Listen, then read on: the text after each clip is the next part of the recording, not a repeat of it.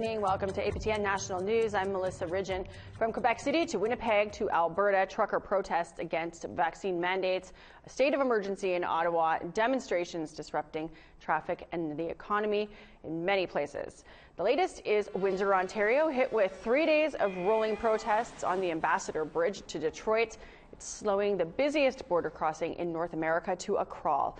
As of today, there are around 100 protesters and 50 to 70 vehicles involved. In Ottawa, the federal government is responding to protests there. Emergency Preparedness Minister Bill Blair says his government is working to put an end to the unlawful gathering. Blair says the Ontario Provincial Police have been helping out in Ottawa for the past 2 weeks, but that more political leadership is needed. This occupation requires all of us to come together to use all of the authorities that are available at our disposal. Many of the legislation and authorities to deal with this unlawful protest reside in the Provincial Highway Traffic Act and municipal bylaws. And of course, it is the province of Ontario and the Solicitor General who have ultimate responsibility for policing and the maintenance of public safety in the province. Invitations have been extended to Minister Jones and her officials, and we are very hopeful and confident that they will be joining us at our next meeting. Blair also says the blockades currently at the U.S. border in Ontario and Alberta are hurting Canada's economy. Well, Albertans will no longer need to show proof of vaccination to go to a movie or a pub or a restaurant. Premier Jason Kenney lifted the restrictions today, but some Indigenous communities are not following suit. Tamara Pimentel explains why. As COVID-related hospital admissions are declining. Alberta's Premier Jason Kenney announced the vaccine passport is no longer necessary. The program is no longer serving a useful and compelling purpose. It's the first phase of a 3-step plan to ease public health measures in the province that began at midnight last night. Children aged 12 and under will also be exempt from wearing masks in schools starting Monday. It has also and always been the government's approach to keep public health measures in place only so long as they are absolutely necessary to protect public health and our healthcare system. Kenney said Alberta passed the peak of Omicron infections weeks ago, and COVID-related hospital admissions are declining. But Dr. James Makokis from Saddle Lake Cree Nation says lifting these restrictions isn't such a great idea. He stated in an email, "I'm really worried for our people who have low double and triple vax rates, as well as low pediatric rates." And on the Blood Tribe, a representative told us that existing enhanced safety measures will be kept in place until further notice. When asked if the Premier's easing of COVID restrictions has any connection with the convoy blocking the Alberta-U.S. border, none of that has to do anything with a few trucks parked at the Coots border crossing. All of it has to do with the fact that the disease is changing, and so the approach that we take to manage it should change as well. Step 2 of phasing out public health measures will begin in March. Tamara Pimentel, APTN National News, Calgary. Lifting proof of vaccination requirements in Saskatchewan is not going over well with Indigenous communities in that province. Yesterday, the Federation of Sovereign Indigenous Nations urged band members to continue COVID protocols in spite of the government's decision. APTN's Leanne Saunders reports. The Northern Intertribal Health Authority gives health advice to the chiefs of 33 First Nations in the far north. The authority's Dr. Namdi Dabuka says the government's timeline for lifting restrictions doesn't align with the reality on the ground and comes too soon. We in public health, as well as our chief and council and other leaders, are quite concerned, particularly for 2 main reasons. Number one is that our COVID-19 vaccination coverage rate is not yet optimal, and we are lagging behind the provincial coverage. And secondly, traditionally, we do have a lag in the Omicron wave. In the previous wave, first wave, second, third, and fourth, the North oftentimes lag behind by about 2 to 3 weeks. So it's our understanding that the Omicron wave, it's yet to peak in the North. 60% of those eligible in the authority's coverage area are fully vaccinated with 2 doses, but just 16% have their boosters. And communities have been hit hard in the pandemic. Dr. Dabuka says the government's lifting of some restrictions starting Monday puts a lot of pressure on those working on the front lines. truly we do support that First Nation communities continue to implement measures that they deem appropriate to maintain safety within communities. But obviously, announcements like this really puts a lot of pressure on us in terms of appropriately providing guidance in a way that the communities will remain safe. Leanne Sanders, APTN National News, Saskatoon. Two Northern BC First Nations will be filing a court appeal to hold Rio Tinto responsible for the impacts of a dam built 70 years ago. The Saikas and the Stalatin want the Nechako River restored to protect their fish stocks. APTN's Lee Wilson has more. Last month, the BC Supreme Court ruled management of the Kenny Dam by mining company Rio Tinto breached the Saikas and Stalatin First Nations Aboriginal rights to fish. The court did not find the company legally responsible for the impacts of the river due to the provincial and Canadian governments authorizing Rio Tinto. Saikas Chief Priscilla Mueller says they are now filing with the BC Court of Appeal. The river is, literally almost destroyed. And so what we want to do is we want to ask the Court of Appeal to hold Rio Tinto accountable for, interfering with our right to fish. The Kenny Dam was constructed in the 1950s, and it diverts water from the Nechako River to power an aluminum smelter in Kitimat. Chief Mueller says it's been nearly 5 years since their community has fished the Nechako River due to low flow. The two nations hope the BC Court of Appeal finds Rio Tinto responsible for the Kenny Dam's impact on the river. It's interfering with our right to fish in our waterways, and I'm really hoping that the court will find them responsible, and then we can work together with Rio Tinto, Alcan, the province, and Canada to restore our river to a more natural flow for the future of, for generations. Lee Wilson, APTN National News, Kitimat. We need to take a break, but when we come back, how the nation's opioid crisis is hitting families hard. I need to get some sobriety. I can't wait till the day I become sober and the day I don't deal with addictions anymore.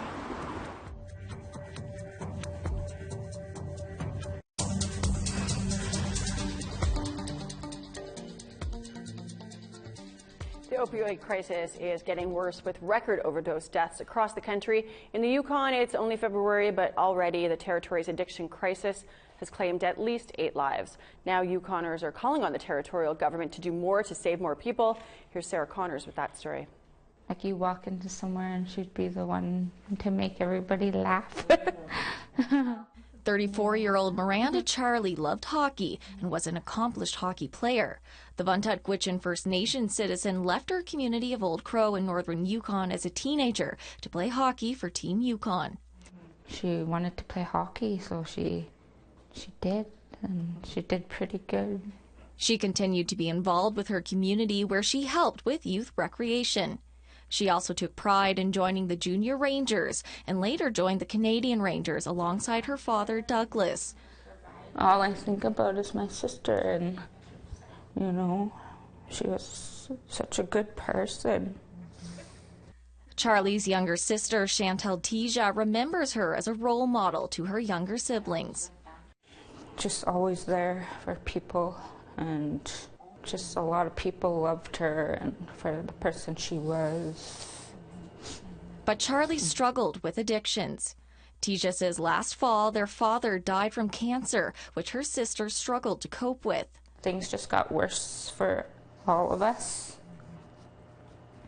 especially my older sister. But yeah, it was just too hard to quit, I guess. On January 19th, Charlie died from a lethal dose of cocaine mixed with fentanyl and benzodiazepine at the Whitehorse Emergency Shelter. Tija says her sister's death from opioids has been devastating. Miranda was a big part of my life after that, losing our dad, and I feel like I got nobody now, but it's very hard. According to Yukon's chief coroner, 8 people died in the territory from illicit drug use between January 3rd to January 24th, which is over a third of all of last year's opioid deaths. Tisha says she doesn't want another family to experience the pain of losing a loved one to opioids. That's why she's speaking out. Not only speaking for my sister, but for everybody else that lost someone. In the Yukon right now, it's hard. We lost so many people, and we need to just put an end to this somehow. It is time to rally around our communities, our friends, our neighbors, and our family members who need our support. Last month, Yukon's Health Minister Tracy Ann McPhee declared a substance use health emergency. It does not grant the government any additional powers or privileges. But McPhee says her government is committing to tackling the substance use crisis.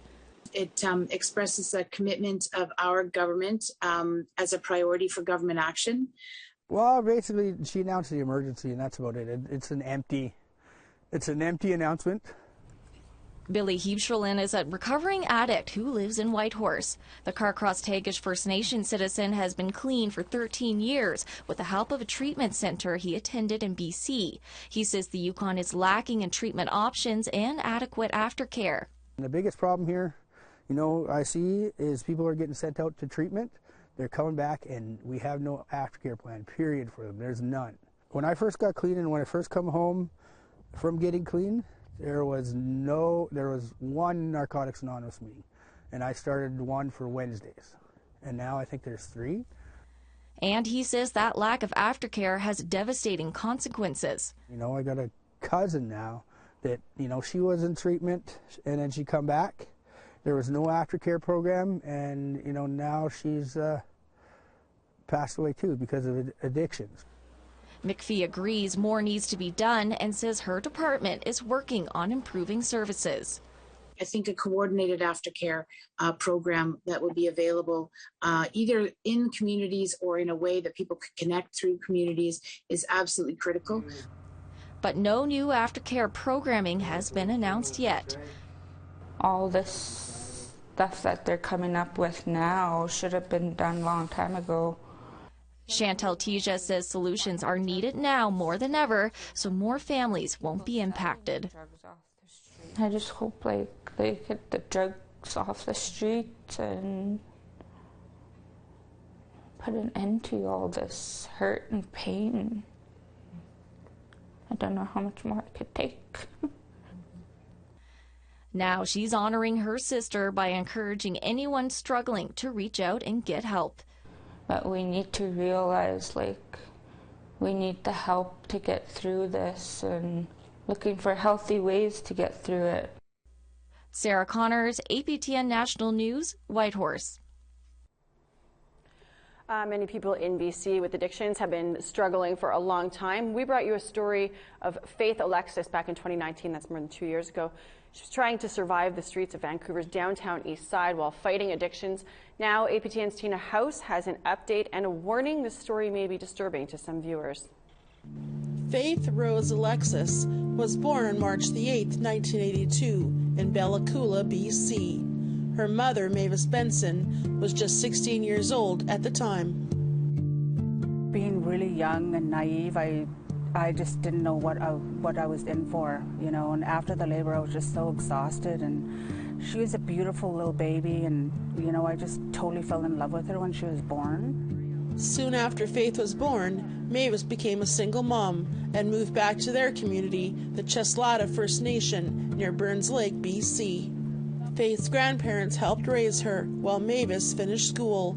It was the stability in Faith's young life that she yearned for, and she thrived as she learned about her culture. Her mom says Faith wanted to become a movie star and a model. She was excited for her future. In 2002, she even attended the American Indian Film Festival in San Francisco, California, to pursue her goals. And then she wanted to go to Hawaii to see the world. She was a beautiful girl. She was always energetic and full of life, and she just loved life. She used to do everything that she could. She was just excited for life every single day. Nearly unrecognizable, we met Faith in 2019. She was then 38 years old and living in Vancouver's downtown east side since 2008. Severely addicted to drugs, she lives in a single-room occupancy room on Vancouver's East Hastings Street. Her mom Mavis says it all started when she got into pills and alcohol when she was about 16 when they moved to Vancouver. In her early 20s, she got sober and had 4 children. She left the father of her children because she claims he was abusive. She tried hard to raise her kids on her own, but Mavis says she suffered from postpartum depression. So, Mavis took custody of 3 of her grandkids, while the youngest was adopted. And then, Mavis says, Faith's world turned upside down when her beloved grandmother Mary passed away. When her grandma passed away, her world was taken from her. Mavis agreed to wear a GoPro camera for this story, and hours into her search, she finds Faith on East Hastings Street, outside of the SRO where she lives. Hi, Faith. Hi. Oh, Mom, is that you? Yes. Oh, hi, Mom. Hi, baby. Hi.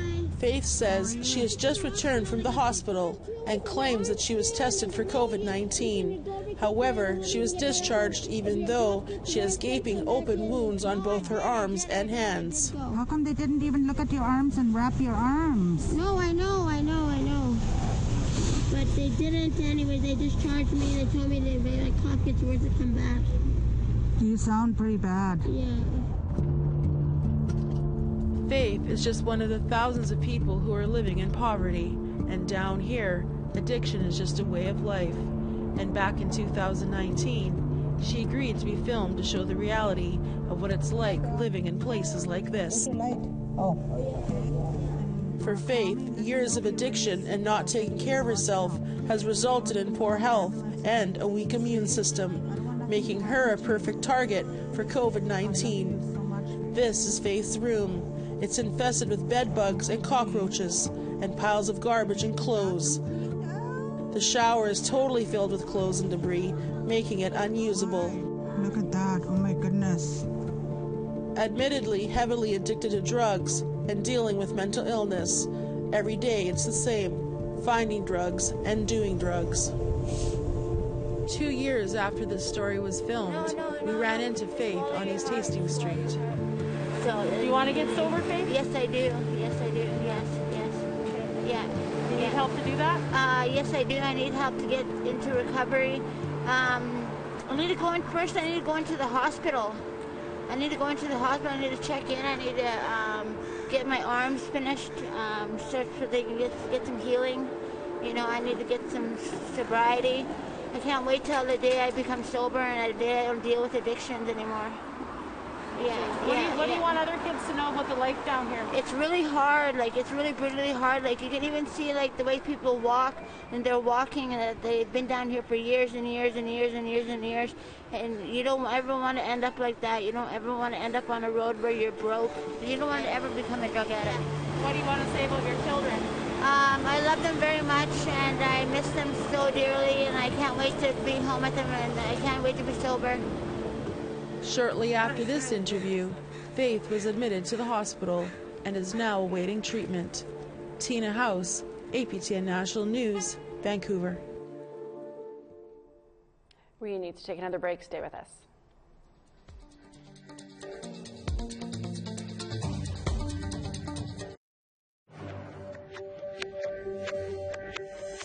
Welcome back. It's time now for our photo of the day.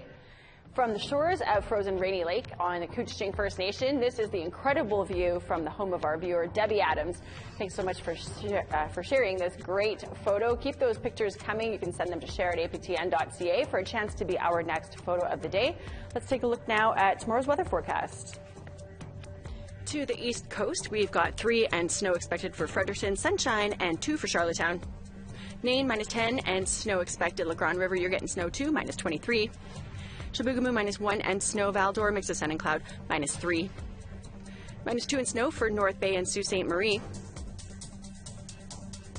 Cloud continues to the north. Kapuskasing, snow, -12. Wawa, -9. Puckatawagan, snow, -24. Sunshine, though, for Churchill, -27. 2 and snow for Winnipeg. 3 and snow for Dauphin and Brandon. 4 in cloud for Swift Current, mix of sun and cloud, and -11 for Saskatoon. 1 in snow for Buffalo Narrows, -27, and snow for Snowy Rapids. 4 and sunshine for Grand Prairie, 1 in snow for Fort McMurray. Edmonton's cloud, 5 degrees, sunshine though, and 5 for Red Deer. Kamloops 7 with some showers expected.